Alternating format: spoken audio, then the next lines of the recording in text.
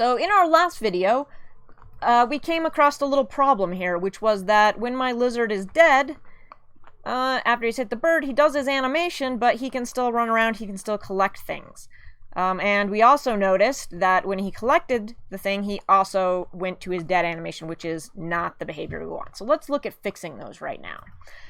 So for fixing the fact that he does his dead animation when we hit the collectible, right now we're saying whenever he hits anything, switch to the dead animation. And that's not necessarily what we want. What we want is to only switch to the dead animation if what we hit was the bird or the enemy. So we can do much like what we did for our enemy, where we're getting name and making sure we've hit the player. We can do similar, and we've done that in our collectible too. We've said make sure we've hit the player. We can make sure that our player doesn't switch to dead unless he's hit the bird. So let's go ahead and area.getName equals, and I think I've called mine enemy. So that is whatever you've called it in your main scene here. So mine is called enemy.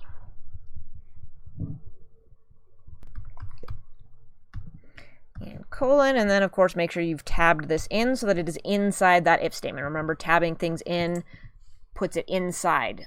So if it ends with a colon, you want to tab in the next line. If it's not an if statement or a function for now, I mean, there'll be other things we'll add to this later, then you don't need a colon at the end. So let's check that that worked the way we wanted it to. So yes, we can hit the collectible and it does not make us dead. And when we hit the bird, we are still dead, but we still need to fix the moving thing. So what we need to fix this is called a variable. So here's kind of the problem right now. When this process function runs, it doesn't remember anything from the last time. Now, I've used a variable here in mind, but what you guys have done is slightly different. So you can look at what I've done here if you want to change some things around, try to figure out what's going on. But the way you've got it, as long as it's moving okay, that's fine for you. So what happens is it runs and it knows things like where I am. It knows its location and its position and stuff like that. But it doesn't remember what happened last frame. Each frame is basically starting from scratch. So if we wanted to remember something like I was killed in the last frame, or this thing has been hit, I've been hit, we need to create what's called a variable. So a variable is a way of creating basically memory for our program so we can remember things that have happened in the past. So this up here that I had you ignore before is showing you how to create a variable. This is useful if you forget. You can always kind of look back to that. It's default there. So we create a variable with the keyword var for variable, and then we give it a name. In this case, we're going to call it is dead. So variable creates a variable, is dead is the name, and then we're going to give it a value of false. So this one equal sign here basically says put false into the variable called is dead. We can name them whatever we want. It's useful to give them names that are useful though, something that's meaningful.